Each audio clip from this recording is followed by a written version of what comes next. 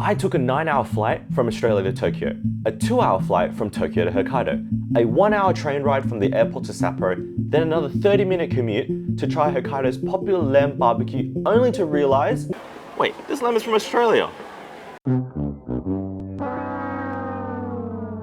Not gonna lie, I was a little bummed out when I saw this. But I was already here, so let's make the most of it. A Hokkaido specialty is a dish consisting of grilling lamb or mutton with vegetables on a unique rounded grill. It sort of looks like Captain America's shield. This dish is also known as Genghis Khan and has since sprawled into a regional cuisine. Genghis Khan is often enjoyed with beer, which is not surprising that this restaurant is right next to the Sapporo Beer Museum. After visiting the museum and trying out some beer for myself, the only logical step was to give the Genghis Khan a go. The first thing I noticed was huge wafts of smoke quickly filling the air of the restaurant, likely from everyone else grilling their meats. It's a really cool atmosphere out here. What they did was they actually gave us some bags to put your bag and your jackets in, so that way it's not caught up in the smoke. There's a lot to choose from here on the menu. Oh, there's different courses. So I decided to order one serving of their famous Genghis Khan and a sausage that looked like it had some German influence. Here it is. The Genghis Khan. The Genghis Khan is what I'm after for sure. When the food came out, step one was to use a block of lamb fat to coat the rounded plate. You know when they give you a block of fat, that's when you know this food's gonna be fire. Step two was to add the vegetables on the edges of the hot plate so it can absorb the meat juices and cook at the same time. Step three was to add the strips of lamb in the middle of the plate and cook until no longer red. I like mine a little bit crispy and lightly salted before serving, so I left it on just for a bit longer. They also give you a light barbecue sauce for dipping. So now the real question was, how did it taste? Food time, let's eat. So obviously we gotta go for the Genghis Khan first. All right, let's dip that in.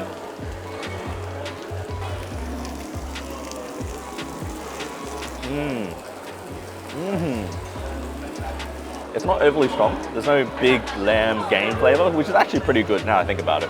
The lamb meat was extremely clean and had no gamey smell or taste. It doesn't have that smelly lamb flavor. I think it's a pretty good cut of meat. It had a balance of lean and fat meat throughout the cuts, which gave it a balanced yet rich flavor. Okay, so the vegetable is definitely absorbed and it's coated with all the lamb fat and the lamb juices as well, so it's going to keep it nice and moist. The vegetables were nothing too special to focus on, albeit it may be because I left it on the grill for a bit too long, so there were some burnt bits. The sauce works pretty well. It's like a little sweetener. It doesn't take away from the lamb flavor, which is good. I would say that you do need to season it if you like more of like a flavor hit, which is what I want to do, so I'm just going to season it more for myself. But try it without it being seasoned first and then see what you like, because if you overly season it, you can't take it back. Now let's move on to the sausage. I'm gonna move on to the sausage before we go anywhere else. Okay, I was like, do I need to cook this again? No, I don't think so. So I don't know how to eat this spiral of porky goodness, but the sausage had a light porky taste to it, sitting on bacon and sauerkraut. Oh, that's really good actually. Oh, there's a bit of bacon at the bottom and sauerkraut. Oh, that's a very light sauerkraut. There's no strong pork flavor, so the stuffing is quite light, very easy to eat. It's a little bit crispy on the outside. I don't know if they pan fried or something else or oven baked it. But yeah, it's crispy on the outside, good texture inside, good flavor, not strong flavors, which is surprising. When you go to yakiniku places or when you go get a barbecue, the meat flavor is quite overpowering at times, but everything so far has been quite mellow. The sauerkraut's not strong at all. They don't pickle it very much here. Alright guys, so final thoughts. Yep, the Genghis Khan is pretty good. I'll definitely recommend it to people who have never tried it. If you told me that it came from Australia, I wouldn't bat an eye. The sausage is pretty good as well. I didn't get a chance to try all the other cuts of meat, but I would expect it to be the same quality and sort of the same level of mildness, mellowness compared to other barbecue grill places. The stove is quite unique. It definitely makes it so that all the fat and the juices render out into the sides, and that's where all the vegetables can soak it up and I guess add more flavor to it, but I just found it quite oily at the end of the day. All the vegetables just became too oily in your mouth, and because the grill was just so hot and you put the vegetables there, there's a good chance that it's just going to burn off as well. So you might get that charcoal, that burnt crispy flavor. I don't know if you like that. I don't really like that, and that's okay.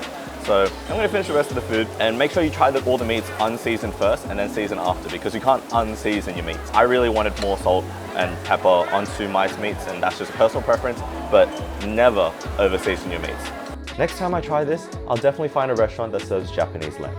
If you're enjoying the video so far, make sure you give us a cheeky like and subscribe. It will really help out the channel, so thanks so much in advance. Now let's get back to the food.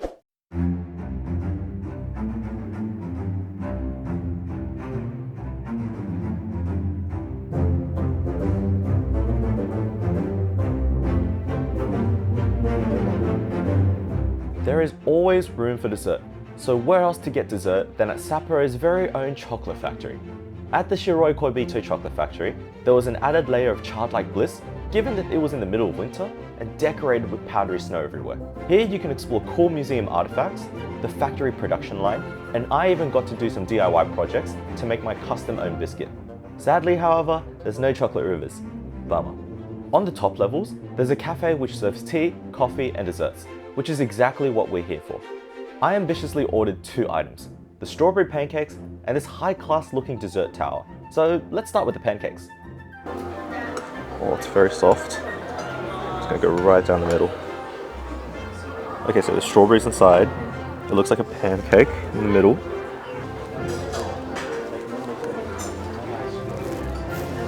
Oh wow. The inside is perfectly warm. It's just so light.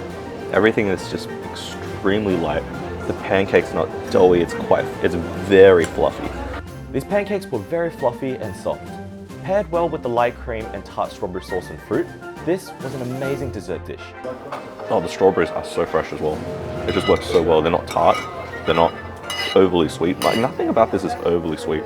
Often pancakes can have a heavy batter or cream, which makes it either too dense or too rich. But in this case, they really balance out the flavors and textures extremely well. Really solid set of pancakes to start. Next up is the selection tower, to try a bit of everything. Bumkuchen is originally a German-inspired cake, but in Japan, it's seen as a symbol of prosperity and longevity. I don't even know if this is the right way you're supposed to eat it. Yeah. A bumkuchen is like a tea cake. This one's lighter than usual. It works extremely well with coffee and or tea. I'm gonna slice this corner. Wow. I'm sensing sponge. I'm sensing cheese. I'm sensing cream. But I have no idea. The cheesecake was paired very nicely with the sorbet. You know, in a place like Hokkaido at this time, do you reckon they even need fridges? It's so cold out there. Just chuck everything in the snow. I'm sure you can save electricity without. So let's move on to the last tower item, which is exactly what this place is known for. The inside is a vanilla white chocolate filling, which is sandwiched between 2 light and airy biscuits, which make for an incredibly satisfying snack. These pair really well with tea or coffee. You can find these biscuits at the gift shop towards the end of the factory tour, and I definitely bought myself a few boxes as souvenirs. I'll say my favorite out of everything I've tried is probably this. This cheese-like, sponge-like consistency. I have no idea what it is, to be honest. But I think this one caught me by surprise the most. Followed by the strawberry pancakes. So far, everything I've had here is very well balanced. There's no overpowering flavors. There's nothing's gonna punch you in the face. All the cream doesn't feel heavy at all. Everything's really nice, really balanced, very well easy to eat. This dessert experience was a much-needed pit stop after walking through the snowy day and around the factory. I would highly recommend the dessert tower to try a bit of everything. And if you have some stomach space for it, the pancakes is also a good option. But I will say it does get filling quite quickly. Let me know in the comment section below what your go-to dessert item is. Thank you so much for sticking around to the end of the video, and make sure you stay subscribed to check out on all the future adventures that I have planned coming up. Stay safe everyone, I'll see you on the next one.